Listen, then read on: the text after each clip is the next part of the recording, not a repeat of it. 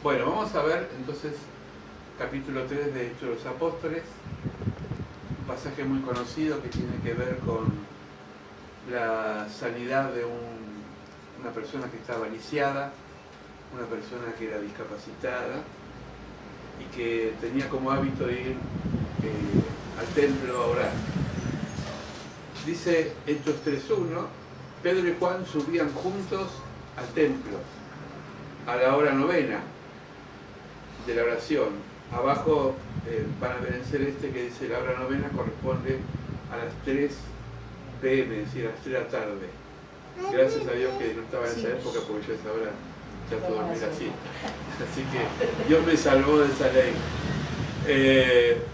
Pero a las 3 de la tarde hacía calor. Y me imagino que... Pero es interesantísimo lo que vamos a ver ahora. Dios premia siempre la constancia. Hoy decías vos que a veces uno tiene, yo también, que uno a veces humanamente no tiene deseos de hacer ciertas cosas, sobre todo cuando son opcionales, porque cuando trabajamos no nos queda otra que ir porque uno no puede dejar de hacerlo, si no, no cobramos.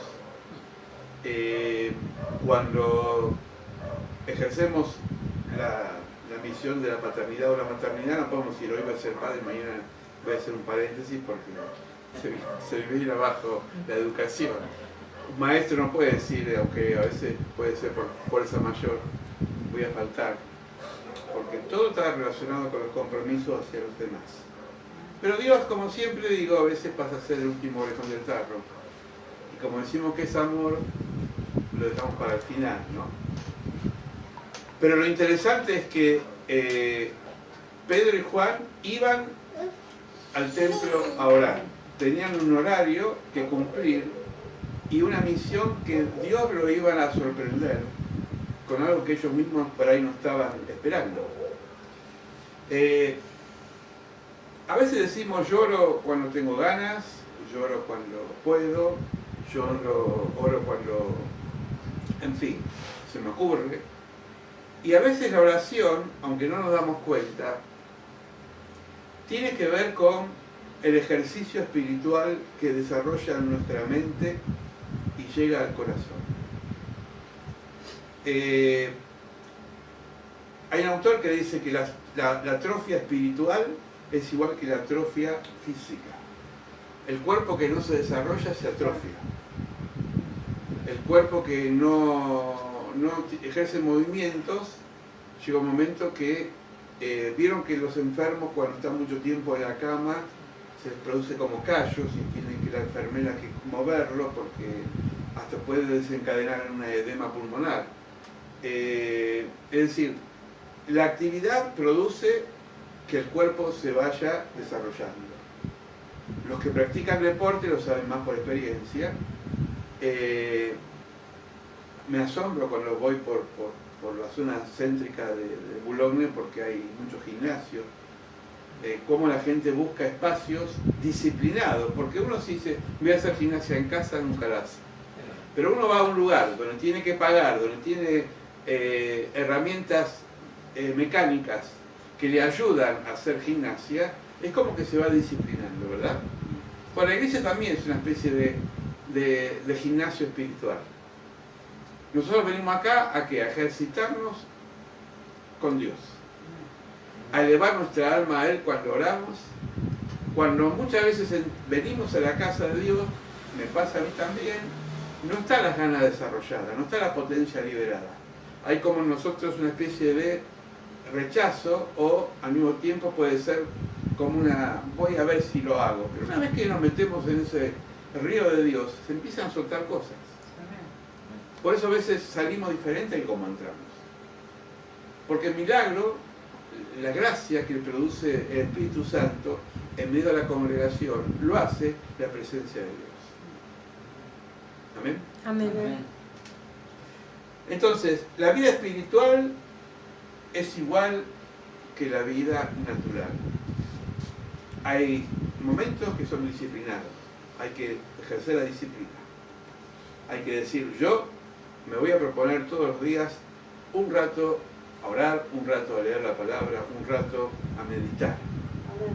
El hábito va creciendo como el estómago cuando se cierra a la comida, cuanto más como, más se abre. Después cuesta bajarlo, ¿no? Pero pasa eso. Cuando uno más ora, más ganas de orar tiene. Cuando uno más en comunión está con Dios, más ganas de ejercer la relación con Él. Amén. Amén. Hechos 3:2 dice: y era traído un hombre cojo de nacimiento, lisiado de nacimiento, a quien lo ponían cada día en la puerta del templo que se llamaba La Hermosa, para que pidiese limosna a los que estaban en el templo. Este hombre no podía moverse solo, lo traían un grupo de personas. ¿Para qué? Para que cumpla una función: mendigar. Vamos a ver que esto, acá aparece una especie de imagen, que está Pedro, Juan y el mendigo. La discapacidad física y cuando la persona tiene voluntad en su proyecto, hace que se desarrolle más los miembros. Esto pasa en la motricidad humana. Si a una persona le faltan las piernas, va a usar las muletas. Al usar las muletas va a hacer que desarrolle más las vísceras, el cuerpo, y tenga más fuerza para moverse. Es decir, al estar discapacitado en algo, dicen que las personas que no son videntes tienen más desarrollado el oído, porque captan más lo que se le está rodeando. Hay una película, Perfume de Mujer, no sé si se acuerdan, que hizo Al Pacino, que él con el perfume sabía la fragancia, el estilo y la calidad de mujer que era, ¿no? Él era ciego, pero tenía un olfato tremendo. A veces pasa eso. La falta de capacidad en algo se potencia por otro lado. Lo más difícil es trabajar sobre la discapacidad mental. Cuando una mente está bloqueada. Porque a veces ni muletas tiene para moverse. A este hombre lo traían, dice, ¿para qué? Para que mendigase. Si somos sinceros, podemos ver en nuestras vidas que un estímulo muchas veces hace que salga de nosotros iniciativas que estaban dormidas. Por ejemplo, alguien te dice: sos bueno para la música, ¿por qué no estudias? Y uno dice: yo no sabía que era bueno para la música. Y entonces uno lo estimula y trabaja como mentor y apoya a esa persona, y llega un momento que se le hace un clic y se le despierta algo que está dormido a esa persona. ¿No le han pasado a ustedes que por nuestra vida ha pasado mucha gente que quizás ni la tenemos presente, que nos dijeron: sos bueno en esto? Yo me acuerdo cuando estaba estudiando a los 16 años, empecé a estudiar en la Escuela de Bellas Artes en Banfield, dibujo publicitario. El dibujo publicitario tenía que ver con la publicidad. Estudié 3 años. Mi profesor, que se llamaba Jorge Money, y no me olvido más, Money como la plata, Money, era un gran pintor de cuadros, era un artista plástico. Y en el segundo año me dice: Benicio, vos para la publicidad no servís. ¡Ah! Fue como un balde de agua. Pero me dijo: pero sos bueno para pintar cuadros. Vas a dedicarte a eso, probá. Despertó en mí una vocación que yo tenía dormida, que no sabía, y en ese momento me sentí Miguel Ángel. Y entonces empecé a pintar cuadros. En un año hice más de 100 cuadros. Obviamente los regalé todos, no pude vender ninguno. Pero para mí era un placer agarrar el lienzo, el óleo y empezar a pintar retratos y paisajes, naturaleza muerta. Y Dios me conquistó por el cuadro, porque la primera vez que fui a una iglesia, allá en mi barrio, yo le dije al cura párroco: yo quiero pintar esta iglesia porque quiero ser como Miguel Ángel. Y entonces el cura me dijo: bueno, vos querés pintar, pero ¿qué vas a pintar? Y qué sé yo, la vida de Jesús. Yo no sabía nada de la Biblia. Me dijo: bueno, tomá el Evangelio, léelo bien, y cuando te lo aprendas bien venís a pintar. Mientras que yo estaba pintando el nacimiento de Jesús, me acuerdo que era un cuadro grande, que estaba María, José y el nacimiento, me impactó Lucas. En un momento dejé los pinceles y me dediqué a leer la Biblia. Y Dios me sedujo como a Jeremías y me hizo cambiar de visión y después dejé de pintar. Cuando volví a llevar la palabra, me dice un pastor muy querido que ahora está con el Señor, yo le digo, ¿cómo puede ser que estudié pintura, que estudié dibujo, que me estimularon para eso y sin embargo ahora me lleva a mí Dios a predicar?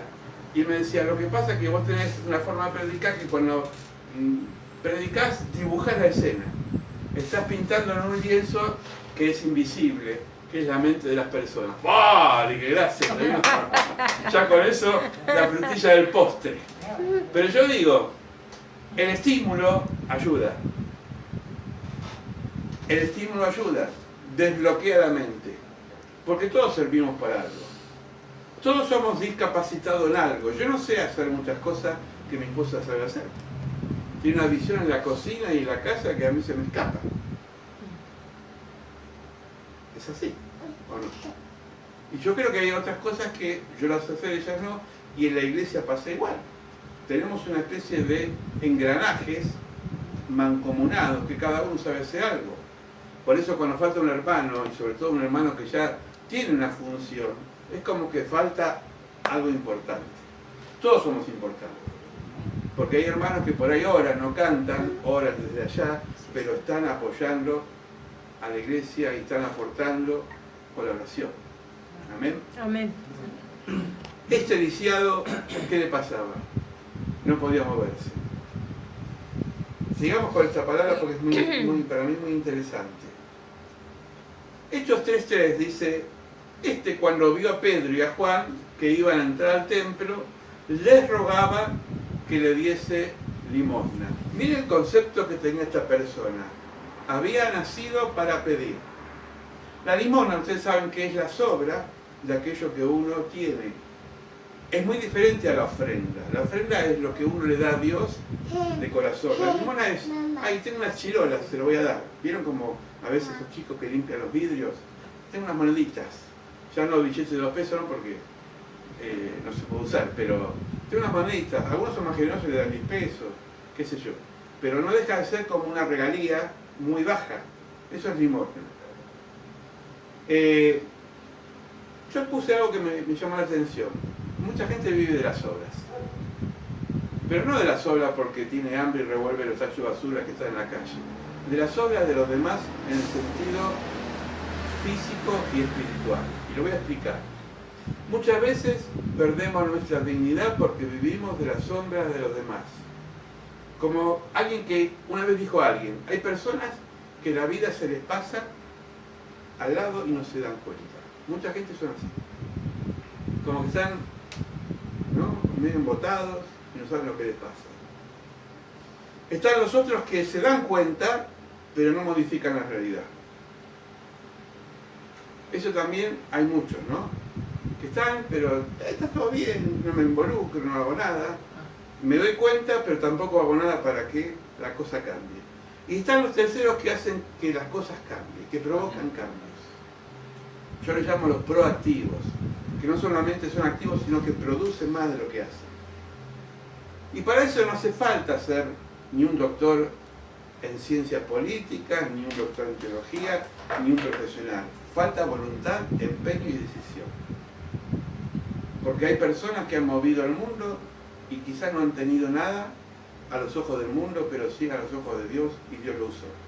¿Por qué Dios usó a David? Si era un insignificante para su familia. ¿Por qué usó a Gedeón, que era un muchacho temeroso que estaba escondido en un lagar por miedo a los amalequitas? ¿Por qué usó a María, que era una niña, para llevar en su embarazo o en su vientre al Salvador? ¿Por qué usó lo que dice Pablo? Lo peor para los ojos del mundo, pero lo mejor para los ojos de Dios. Porque Dios quiere avergonzar y cambiar el concepto de las cosas. El problema no está en echar la culpa a los demás porque uno no puede desarrollar los talentos, sino mirar para adentro y decir, ¿qué hago yo para que mis talentos se desarrollen? Porque hay muchas veces que tiramos la pelota para afuera. No me dan las posibilidades, no me dan dinero, no me dan recursos. ¿Y qué haces vos para que las cosas cambien? Porque a nadie le da, nos sobra dinero, creo que los que estamos acá ninguno somos millonarios, a nadie nos sobra a veces los tiempos y a veces ni siquiera tenemos los recursos intelectuales para desarrollarlo. Pero el refrán dice querer es poder. Juan y Pedro no tenían más dinero que él, es más, no tenían dinero, pero tenían en él un proyecto de vida que hizo que esta persona, y ahora vamos a ver, cambie la actitud. Vamos a capítulo 3, 4 y 5. Pedro, con Juan, fijando en él los ojos, le dijo, míranos. Lo primero que tenemos que hacer nosotros es centrarnos en la mirada de aquellas cosas que valen la pena. Yo esto lo he experimentado en los años de docencia. El alumno que presta atención progresa en el aula. El cristiano que presta atención progresa en la vida espiritual. El que presta atención cuando se le enseña un trabajo, avanza en eso, porque está atento a aprender. El distraído, el que está pero no está, es la persona que nunca avanza, se estanca, porque su mente siempre está en otro mundo que donde tiene que estar. Por eso la atención es muy importante. Es algo que pasa en la vida natural y la vida espiritual. Tenemos que ser atentos. Tenemos que ver cómo Dios muchas veces nos habla, se comunica con nosotros de forma que no la podemos nosotros encuadrar en algo o en algo. Yo te puedo hablar por Mía, te puedo hablar por la hermana, te puedo hablar por mí o puedo hablar por alguien de la calle. Una de mis últimas predicaciones me habló por Facebook porque estaba leyendo una carta que escribió Hijo Pescador, lo conté acá, ¿se acuerdan? Que los trataban como viejos, ¿no? Estaba leyendo algo que me impactó y me di cuenta que estaba hablándome Dios de que mucha gente, la sociedad lo descarta, pero Dios no lo descarta. Dios habla de muchas formas, pero hay que estar atentos. Amén. Que no se nos pase la vida sin darnos cuenta, que no se nos pase la vida sin hacer algo, sino que seamos realmente personas que cambiemos las situaciones.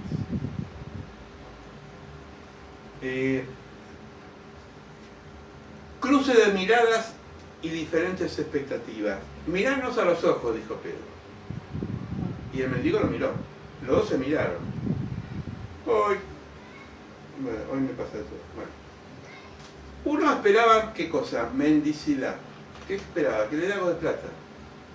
Otros tenían un proyecto de vida para ese ser humano. Hay dos frases que la puse que siempre me impactaron. La primera es, pan sin trabajo es humillación. Y trabajo sin pan es explotación. Hay gente que está acostumbrada a que le den. Eso se llama asistencialismo. Está bueno ayudar a los demás, pero hasta cierto punto. Hay momentos que uno tiene que ayudarse a uno mismo. Hay gente que está mendigando siempre caridad y que me tienen que dar. Y nunca avanza porque son demandantes de aquellas personas que les dan. Por eso, pan sin trabajo es humillación. Es decir, es bueno ganarse el pan, porque dignifica el alma. Pablo dice, y es duro, usted me decía, no sabía que decía esto Pablo. Está en la Biblia, el que no trabaja, que no coma. Es decir, Dios no fomenta vagos. Dios se compadece del pobre, pero nunca fomenta vagos. Es más, Jesús contó una parábola de alguien que fue a la viña a trabajar, porque el trabajo dignifica. Y trabajo sin pan es explotación. ¿Cuánta gente trabaja socialmente y no gana el salario justo? Eso es humillante. Bueno es ayudar y proveer recursos para los otros que se realicen en su vida, pero como dice el refrán, más darle de pescado es mejor enseñarle a pescar. Porque si hoy le das pescado, va a comer. Pero si no le das herramienta para ganarse el pescado, siempre va a depender de que guarde el pescado. A veces la vida es Dios, tiene diferentes formas de enseñarnos. Decía un hermano en la fe, Dios es un gran pedagogo porque sabe cómo usar la pedagogía con nosotros. A veces nos quita, por ejemplo, Yo dependía mucho de mi papá en un momento. Cuando mi papá fallece, yo tuve que arreglármela como pude, porque tenía donde reclinar mi cabeza. Falleció él, vendimos la casa, después que entré al seminario y estuve a la deriva, pero ahí crecí. Tenía que lavarme la ropa yo, tenía que cocinarme yo, tenía que trabajar, todo tenía que hacer. ¿Se dan cuenta que a veces en forma traumática o en forma progresiva, pero la vida nos enseña? Cuando en la casa no le ponemos límite a los hijos, se lo pone la calle.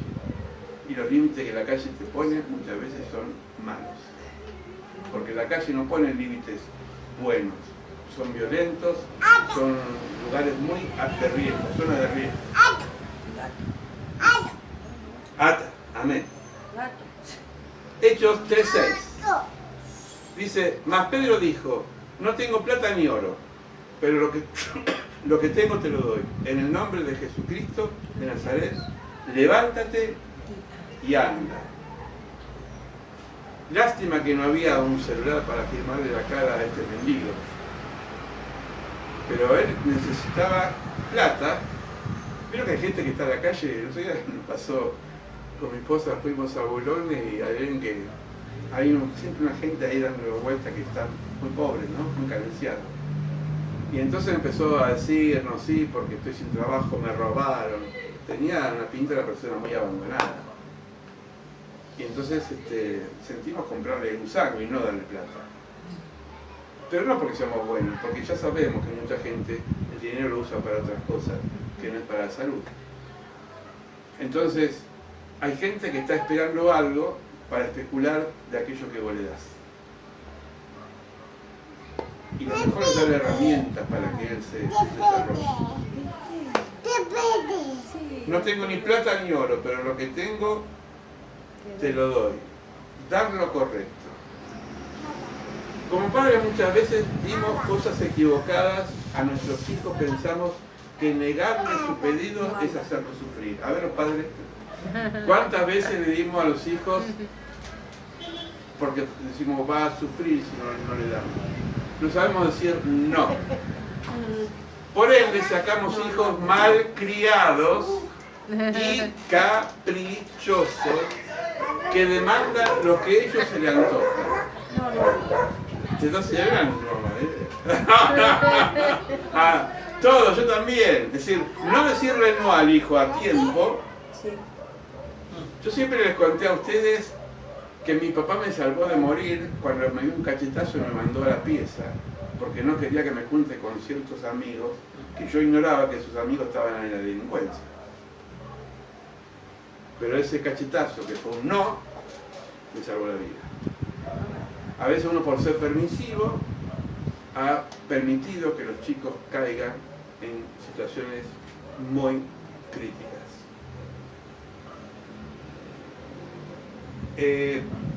Como también hay gente que piensa que hacer bien es adular y decirle que todo que todo está bien. ¿Vieron que hay gente que es adulona? ¿No? Y que quiere que le digan las cosas que ellos quieren escuchar. Bueno, Jesús no obraba así. Jesús, cuando tenía que decir bueno en algo, decía bueno, y malo en algo, decía malo. Porque decir no y poner límite es amor también. Yo una vez decía a una tía, qué persona buena que es fulanito, porque siempre estaba así con la cara de estúpido, ¿no? Y perdón la expresión. Y estaba así, y yo le digo, ese no es bueno, ese es tonto, tía. Bueno, para mí es otra cosa. Yo no sabía definirlo porque era muy joven. Pero me daba cuenta que ella tenía un concepto de bondad, las personas tranquilas, bonitas, que no se meten con nadie. Y después pensé, cuando fui creciendo, digo, si Jesús no se hubiese metido con nadie, no lo hubiese matado, hubiese muerto de viejo. Pero como se metió, cambió la situación. Empezó a predicar un evangelio de amor, de justicia, de inclusión. Los poderosos lo mataron, porque molestaba. Hay una canción que está en La Pasión que dice Barrabás, este hombre peligroso nos cuestiona las costumbres. Era peligroso Jesús para muchos. Jesús no era el buenito como aparece en las estampitas, así con esa cara de ingenuo. Era una persona, y lo vimos en la película otra vez, que cuando se enojaba, se enojaba. Cuando tenía que sacar el látigo, sacaba el látigo. Un día le dijo a los discípulos, ¡basta! Y se enojó. ¿Hasta cuándo voy a estar con ustedes? Pero eso no es ser desamorado. Eso es ser ubicado y darle a la persona lo que corresponde.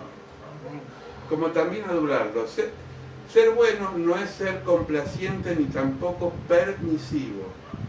Eso yo lo aprendí con el tiempo. Ser permisivo, no es bueno. ¿Cuántas veces decimos no? Muy pocas veces. Qué bueno. Te enroscan, ¿no? Y llega un momento que, ¿no? Y no sabes cómo. Pero Dios no es así, ¿eh? No nos equivoquemos. Hechos 3:7. Tomándolo de la mano derecha, le levantó y al momento se afirmaron los pies y los tobillos. Acá hay unos puntitos que quería desarrollar. Se llama proceso de restauración. Pedro le dio la palabra de vida, lo tomó de la mano, lo ayudó y el hombre empezó a caminar solo. No es que Pedro después lo agarró del brazo y dijo, bueno, ahora más en adelante vamos a estar juntos siempre. No, levantate, te ayudo y arreglate. Voy a contarle mi primer punto ahí en verde, que se llama mi bicicleta con rueditas. Cuando yo tenía, no sé, 7 años, 6 años, Reyes me trajo, mi papá, me trajo una bicicleta así, rodado 20 creo que era. Y como era mi primera bicicleta, tenía rueditas. ¿Alguna vez usted anduvo en una bicicleta con rueditas?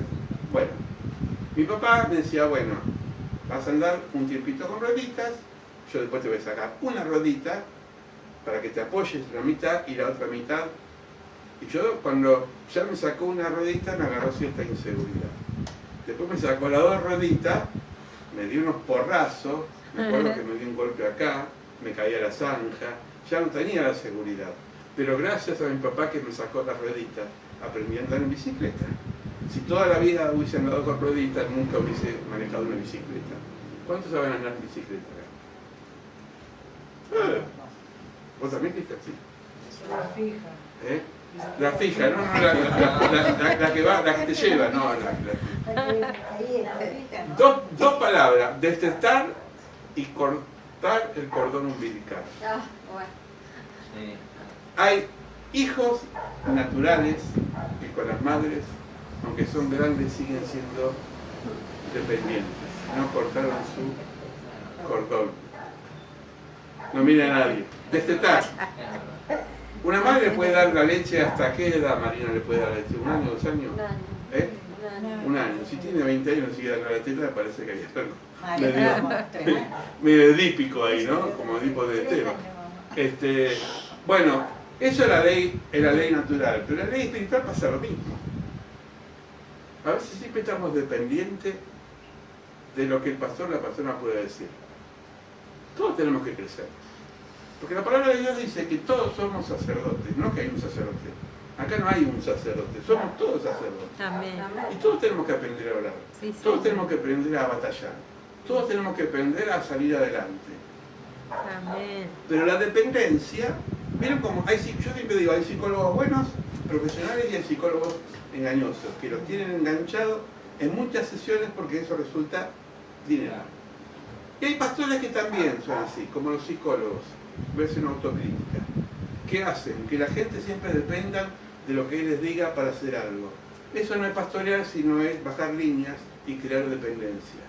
Y nunca va a crecer un cristiano. El cristiano tiene que crecer cuando empieza a enfrentar la vida, cuando te sacan las rueditas.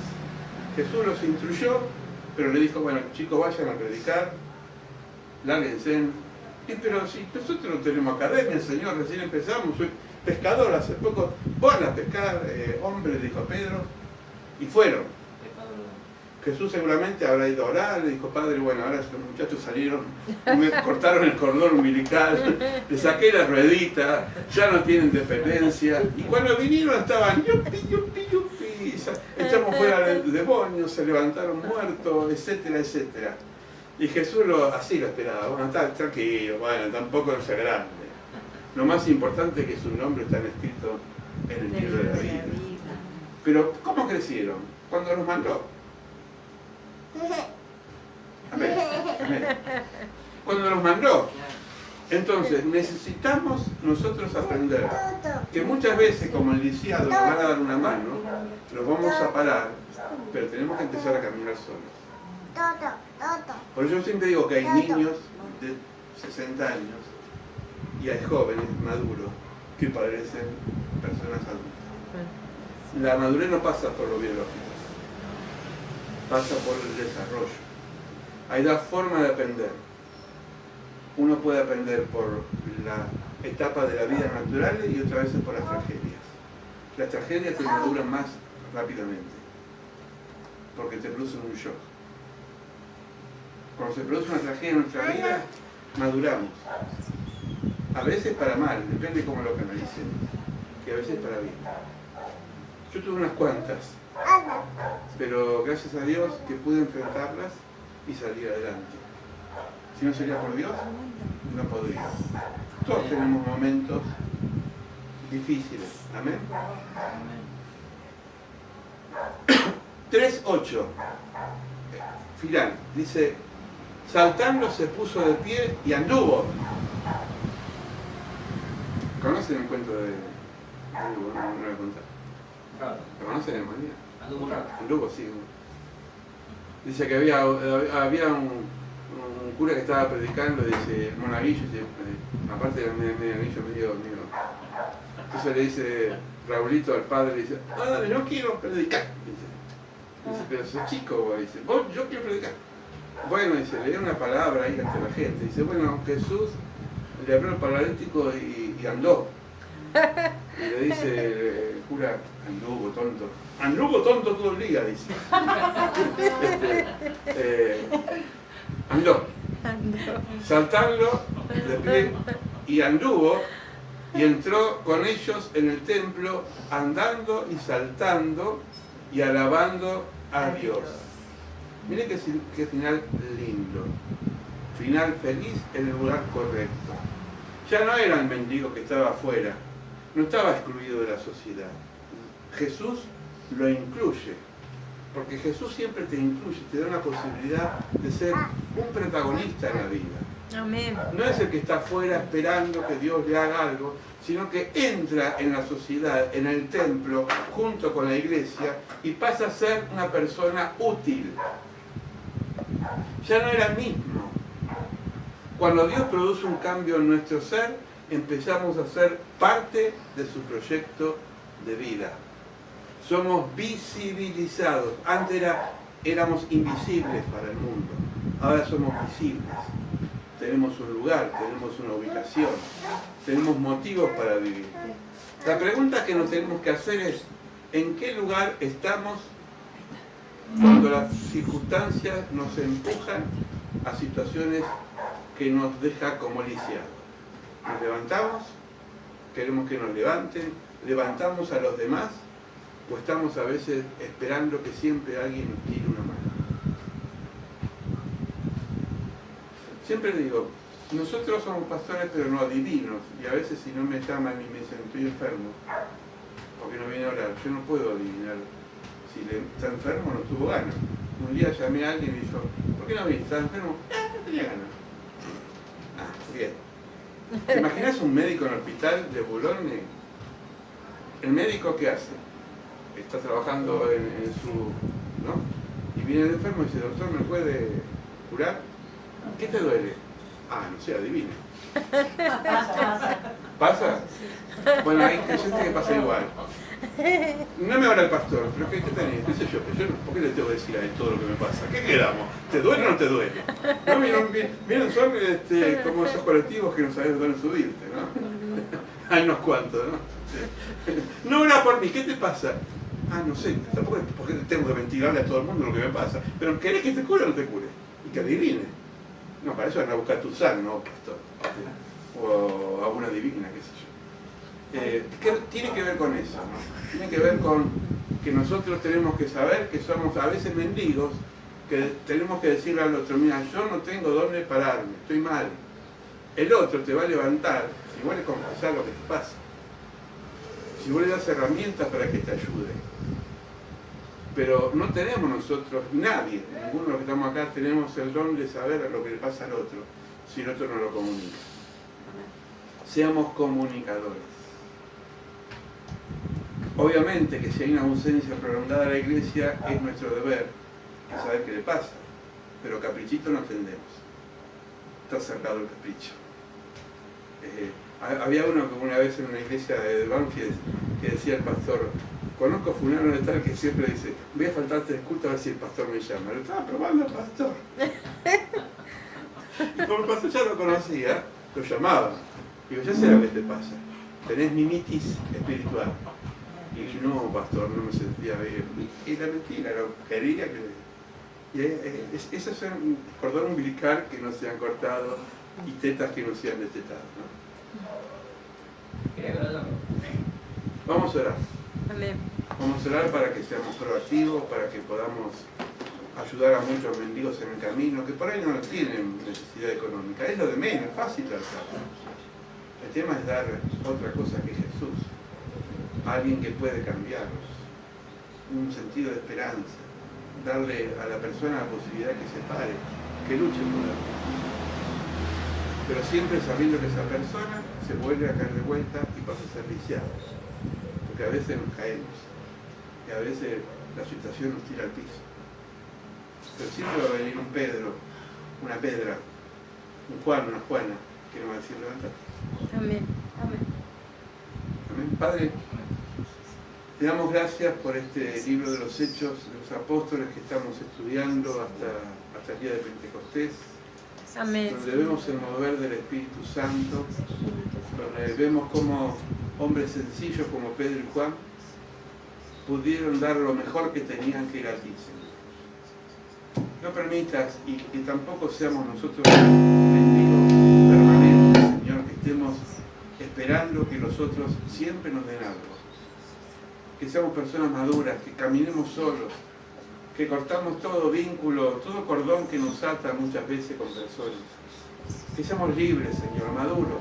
Sí, que Señor. podamos, Señor, como iglesia crecer y dar esperanza a un mundo que está sin esperanza. En el nombre de Jesús, bendice esta palabra, bendice a los hermanos presentes, bendice a Marina, fortalecela en su vida, bendice a En su nombre de Rosa, Jesús, Señor. fortalecela, Señor, a Cristian, seguir Sí, trabajando Señor. sobre sus talentos, Señor, sobre En nombre Ricardo, de Jesús, bendecilo en su Señor. vida grandemente, bendecí a Paola, Señor, fortalecela, Sí, Señor. que ella pueda tener las manos levantadas porque sostiene este momento En tu espiritual nombre, de su casa. Jesús. En el nombre de Jesús, bendecí a su esposo, Señor, que está trabajando, estudiando, Señor, esforzándose. Sí, Señor. Bendecí también, Señor, a Mía, a Carlitos, a sus hermanas, En a el su mamá, nombre de Señor, Jesús, a toda su Señor. familia que hoy ha pedido que esté acá, Sí, en el Señor. nombre de Sí, Jesús. Señor.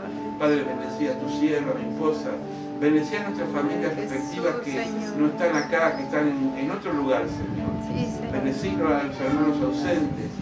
Señor, por Luciano que ha pedido oración por su vida y no pudo hoy venir. No, También, Padre. Señor, extrañamos a Lidia que hoy no pudo venir. Sí, Señor. Bendecila, En nombre de Señor. Jesús. Bendecí, Señor, a Edir que tenía un compromiso que cumplir en San Isidro. Sí, Señor. Bendecí a los hermanos que están trabajando, a Luis, En el nombre a de Emanuel, Jesús. Señor. En el Señor, hoy nombre hemos de compartido un almuerzo con Germán, que pueda volver a tu casa. En el nombre de Jesús. En el nombre de Jesús, bendecilo, fortalecelo. Sí, Padre. Bendecí, Señor, a las chicas, a cada una de ellas, Señor, a Rosa, a Sani, a Dalila, Sí, Señor. Señor. Bendecí, Señor, también a Erika, Padre, la bendecimos. En el nombre de Jesús. Bendecí a Luis, Padre, bendecí a todas las personas que Sí, están en esta Señor. congregación, a Justo, Padre Señor. Jesús. Tu mano esté sobre su vida, Sí, fortalecida. Señor. En el nombre de Jesús de Nazaret. Señor, abre más corazones de este lugar para que vengan a tu casa, que podamos prepararnos para un Pentecostés, que nuestra alma Señor. esté derramada a ti para buscar, Padre. para rogar, para proclamar, para Oh, sí, ayunar Señor. si es posible por aquellas En el personas. nombre de Jesús. Señor, en el nombre de Jesús, no queremos nunca más ser mendigos, queremos ser activos, Amén. queremos ser personas que Amén. levantemos a los que están caídos, En tu a los que nombre, están Señor agobiados, Jesús. a los que están cansados, los que están tribulados, los que están, Señor, en este momento pasando situaciones económicas, Señor. espirituales, familiares, matrimonios que están por separarse, hijos Sí, que están Señor. peleados, enemistados con sus Jesús. padres. Padre, Señor, que muchas veces están como desorientados y no saben qué respuesta darle a sus hijos. Bendecimos, Señor, a nuestros barrios, a nuestros vecinos, dentro de nuestra casa o fuera de nuestra casa. Hay vecinos, Señor, hay personas que cohabitan en la manzana, en la cuadra, Señor. Bendecinos en el nombre de Jesús. Cada uno tenemos a alguien que hablarle, Señor, a alguien que predicarle. Danos, Señor, la palabra justa para sus vidas. En el nombre de Jesús, Señor, bendecimos esta palabra. Amén. Amén.